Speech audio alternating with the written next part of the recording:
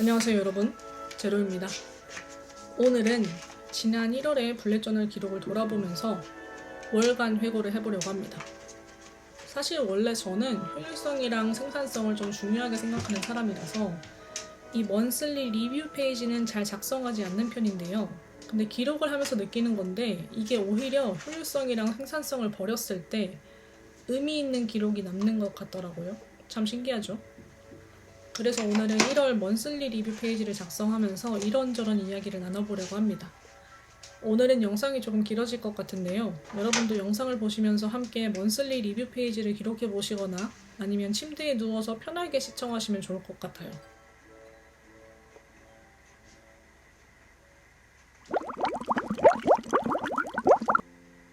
첫 번째 기록은 지난 1월에 제가 읽은 것들에 대한 기록입니다. 지난달에는 유난히 외부 활동도 많았었고 이런저런 처리해야 할 것들이 좀 많아서 집에 있어도 생각외로 해낸 것들이 별로 없었는데요. 근데 또 중요하게 생각했었던 것들은 나름 다 해냈더라고요. 둘레길도 다녀왔고 말이죠. 다시 본론으로 돌아와서 1월에 읽은 책은 총 2권이었는데요. 한 권은 제가 예상했었던 거랑 책 내용이 완전히 달라서 새로웠었고 또 다른 한 권은 기대가 컸어서 그런가 살짝 아쉬움이 남았어요. 먼저 소개를 하고 싶은 책은 니체와 함께 산 책을 이라는 책입니다. 제가 이 니체라는 인물에 관심이 있어서 구매를 했던 책인데요. 요즘 철학에 관심이 많아져서 여러 철학가에 관한 이야기가 담긴 책들을 살펴보고 있었거든요. 여러분들은 혹시 좋아하는 철학가가 있나요? 저는 개인적으로 쇼펜하우어를 좋아하는 편인데요. 쇼펜하우어가 엄청난 염세주의자의 세상에 대한 온갖 회의감은 다 갖고 있는 사람인데 또 그런 것들이 세상에 완전히 적대적이거나 아니면은 희망을 완전히 배제하고 절망하는 게 아니라서 오히려 현실감이 있어서 좋더라고요. 그리고 쇼펜하우어의 말 뒤에는 항상 그 다음에 대한 고뇌가 뒤따르잖아요. 만약 그 다음이 없고 그냥 거기서 절망하는 것에서 끝났다면 진짜 무슨 악플러 그 이상도 이하도 아니었을 텐데 말이에요. 니체도 워낙 유명한 철학가니까 그의 사상이 좀 궁금했었거든요. 근데 이게 웬걸? 알고 보니까 이 책이 니체의 철학 사상에 대한 이야기가 잠깐 나오기는 하는데 정말 일부분이고요. 거의 책의 99.9%가 명상에 관한 이야기로 채워져 있어요. 제가 또 마침 명상이랑 마음 챙김에 관심을 갖고 있었던 터라서 이건 진짜 무슨 운명인가 싶었죠. 책에는 니체를 비롯한 다양한 철학가들이 일상에서 어떻게 명상을 했는지 그리고 그들이 왜 명상을 중요하게 생각하면서 살아갔는지에 대한 이야기가 나오고요. 우리가 2000년대는 웰빙의 시대, 2010년대는 힐링의 시대, 그리고 2020년부터는 서바이벌의 시대라고 하잖아요. 이게 패션이 돌고 도는 것처럼 사람들이 중요하게 생각하는 가치나 어떠한 사회적인 흐름도 주기적으로 반복이 되는 것 같거든요.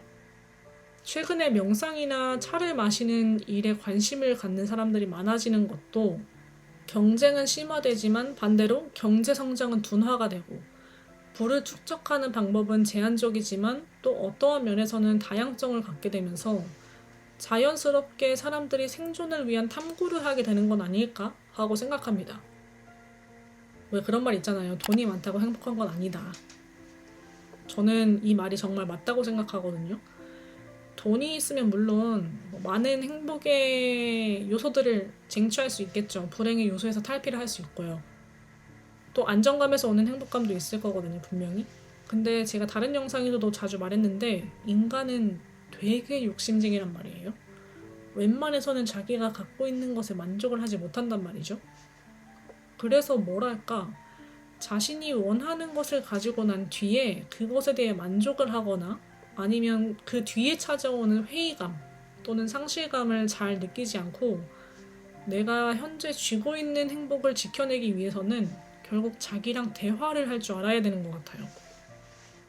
이런 연습을 하면서 돈을 왕창 벌 수 있다면 사실 가장 완벽하겠지만 그게 어렵잖아요. 그러니까 원하는 규모의 부를 축적해 나아가는 과정에서 나랑 대화를 하는 연습을 자주 할 수 있다면 삶이 조금 더 단단해지지 않을까? 이런 생각을 요즘 자주 하고 있어요. 니체와 함께 산 책을 이라는 이 책은 명상에 관심이 있다면 한 번씩 읽어보세요. 되게 재밌더라고요. 두 번째 책은 정혜윤 마케터님이 쓰셨던 독립은 여행이라는 책인데요. 전작이었던 퇴사는 여행이라는 책을 정말 재밌게 읽어서 기대감을 갖고 구매했던 책인데, 이 책에는 퇴사에 관한 내용도 나오고 독립을 하게 된 과정이나 혜윤님이 일과 삶을 대하는 태도도 함께 나와요. 근데 저는 이미 전작이었던 퇴사는 여행, 이 책을 정말 재밌게 읽었었고, 또 혜윤님이 제작하셨던 영상이나 인터뷰 기사, 또 융지트에 관한 이야기들을 이미 너무 많이 보고 읽어서 그런가 새로움은 없더라고요. 그래서 앞서 소개했었던 니체와 함께 산책을 이라는 책에 비하면 상대적으로 낮은 별점을 기록했고요. 그래도 최근에 독립을 고려하고 계시거나 아니면 자신의 색채가 뚜렷한 어떤 한 사람의 독립적인 삶이 궁금하다, 이런 생각을 갖고 계신 분들이라면 충분히 재밌게 읽으실 수 있는 책이에요. 그러니까 관심이 있다면 한번 읽어보세요.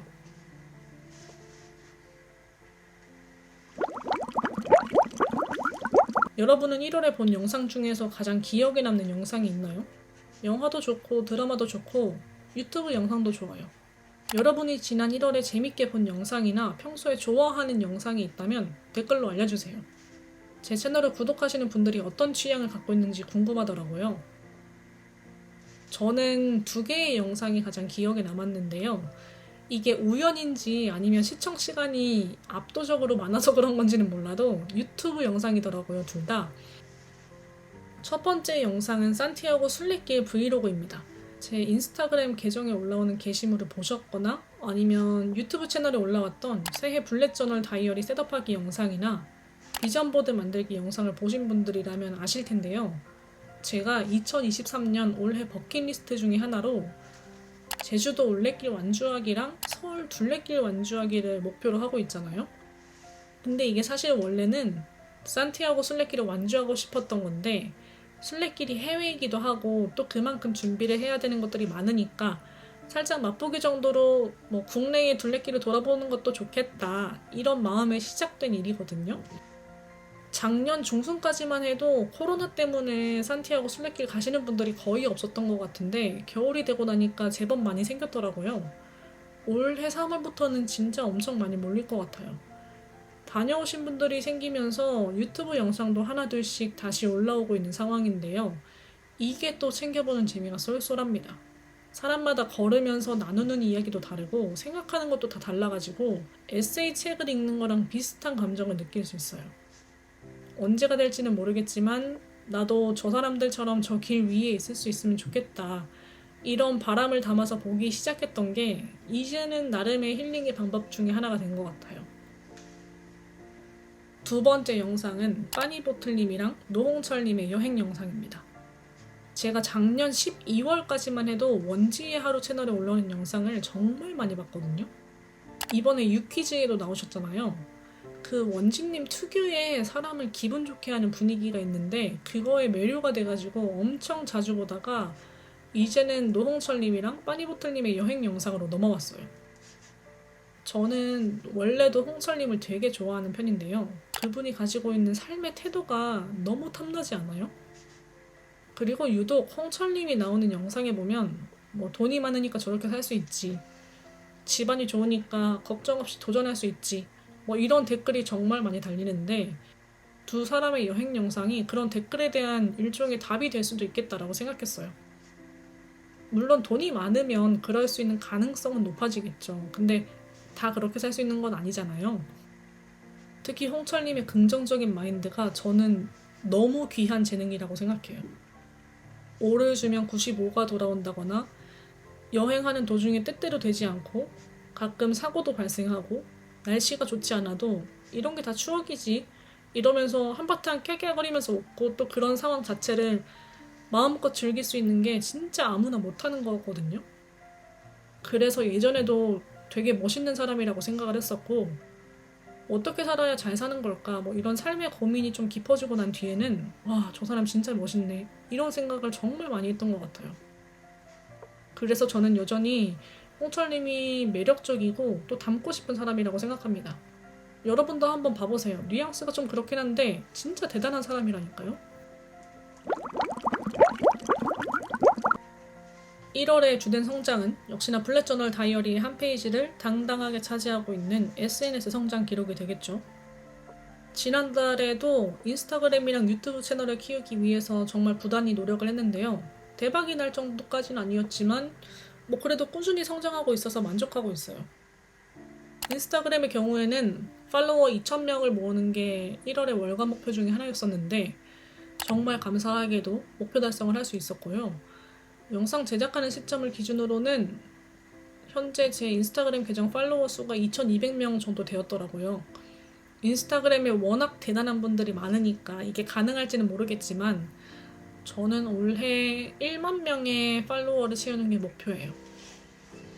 아마 SNS 채널을 운영하고 계시는 분들이라면 다들 공감하실 텐데요. 저도 마찬가지로 계정을 키우면서 이런저런 고민이 참 많거든요.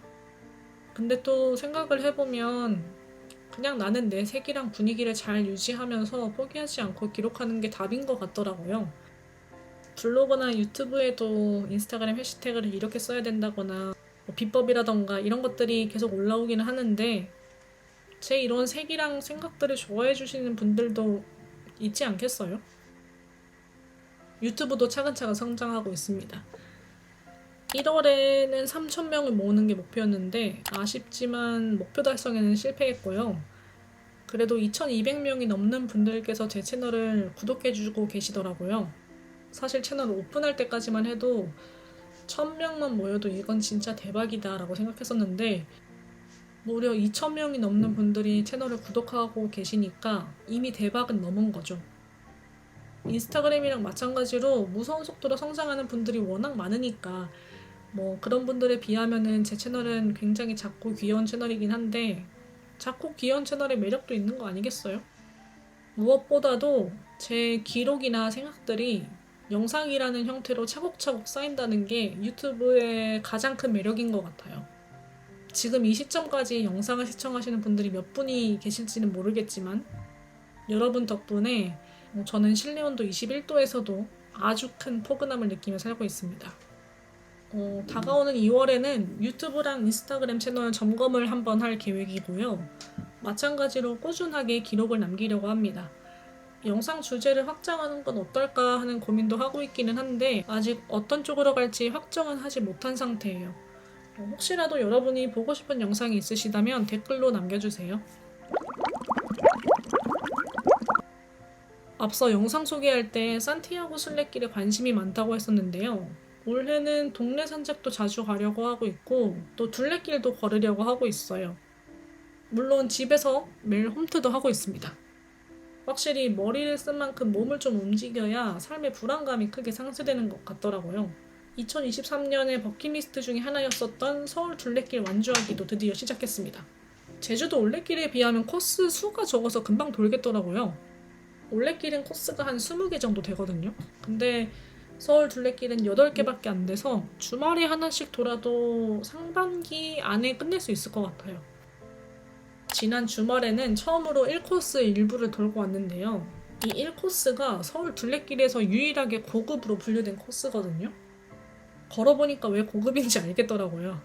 도봉산에서 시작을 해서 수락산을 빙글 도는데 이게 말이 둘레길이지 사실 등산하는 거랑 크게 다르지가 않아요.